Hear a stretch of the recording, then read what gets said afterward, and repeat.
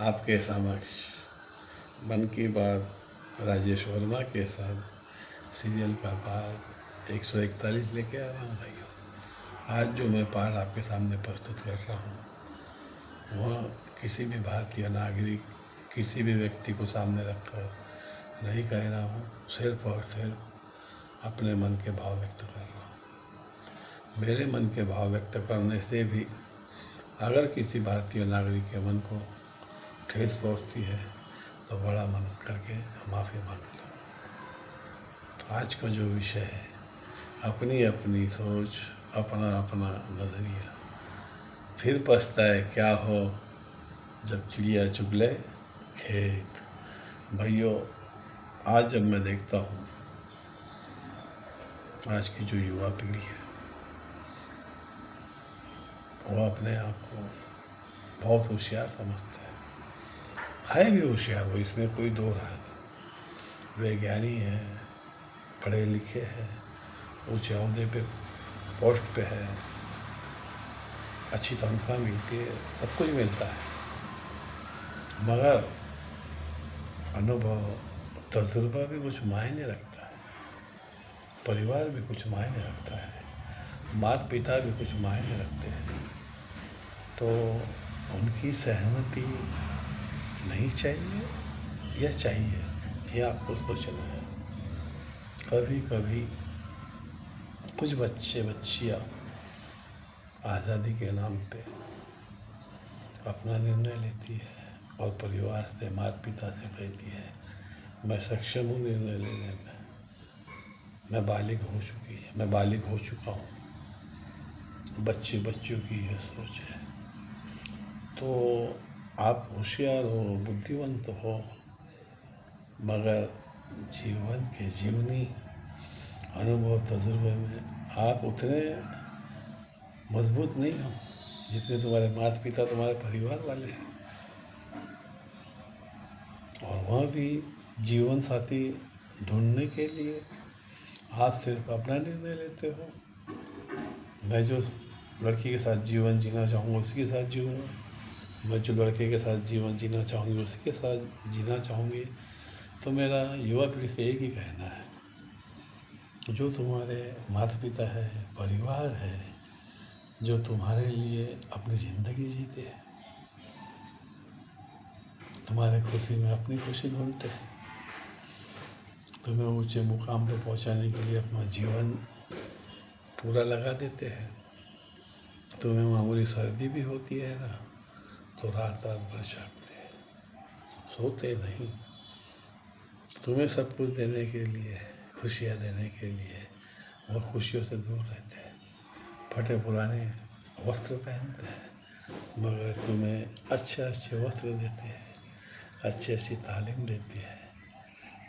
क्यों देते हैं? क्योंकि तुम उनके जान हो, और जान की रक्षा जान ही कर सकता है, दूसरा नहीं।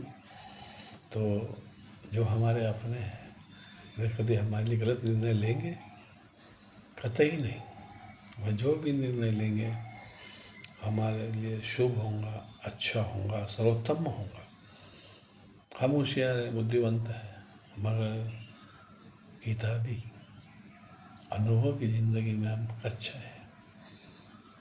तो हमारा वह निर्णय हमारे लिए घातक, हमारे परिवार के लिए दुखदायी साबित न हो, इसीलिए हमें हर निर्णय माता पिता, परिवार की सहमति से लेना चाहिए। मैं ये नहीं कहता कि आप सक्षम नहीं हो, आप सक्षम हो, मगर अनुभव तजुर्बा भी कुछ मायने रखता है।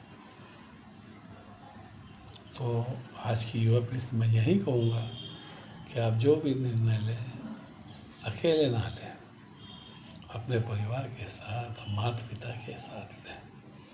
क्योंकि हो सकता है आप में जो अनुभव की कमतरता है उसके अंतर्गत आप गलत निर्णय ले लो, और आपके जो माता पिता है वो तजुर्बेकार है, अनुभवी है, वो पढ़े लिखे नहीं, अज्ञानी है, मगर उनका जीवन का अनुभव भी तो कुछ मायने रखता है ना।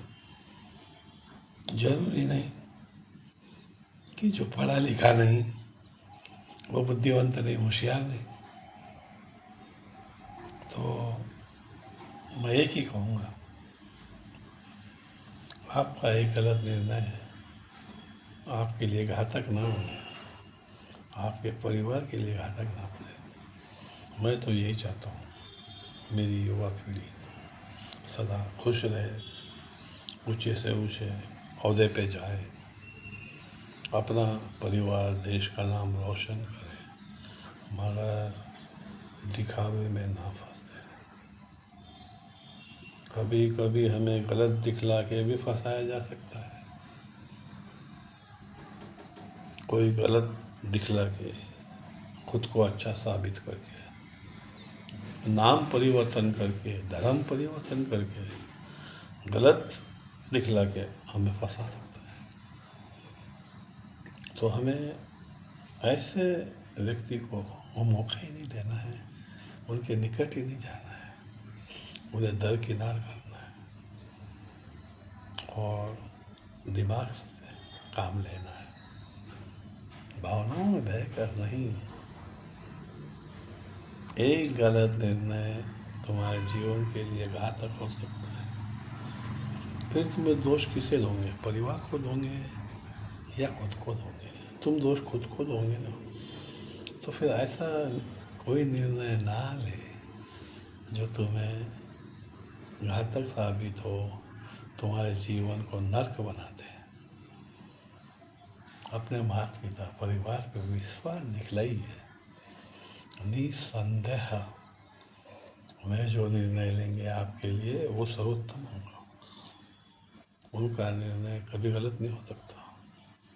उनके निर्णय का सम्मान करो और उन्हें यह कहो कि हम पढ़े लिखे हैं, होशियार है, बुद्धिवंत है, बालिग है, मगर आपके सामने सदा बच्चे हैं और बच्चे ही रहेंगे।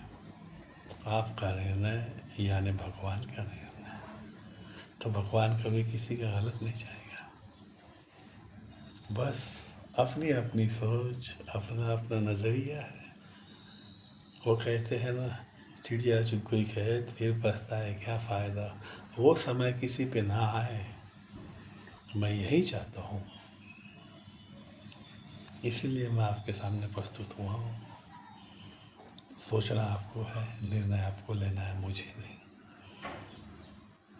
और आज जो मैंने संबोधन किया है, किसी को भी सामने रखकर, किसी भी भारतीय नागरिक को सामने रखकर नहीं कहा है, सिर्फ और सिर्फ अपने मन के भाव व्यक्त किए। मेरे मन के भाव व्यक्त करने से भी अगर किसी भारतीय नागरिक के मन को ठेस पहुंची हो तो बड़ा मन करके जाहिर माफ़ी मांगता हूँ। आज के अपने मन के भाव को यही विराम देता हूँ। मैं पुनः आऊँगा एक नया विषय लेकर।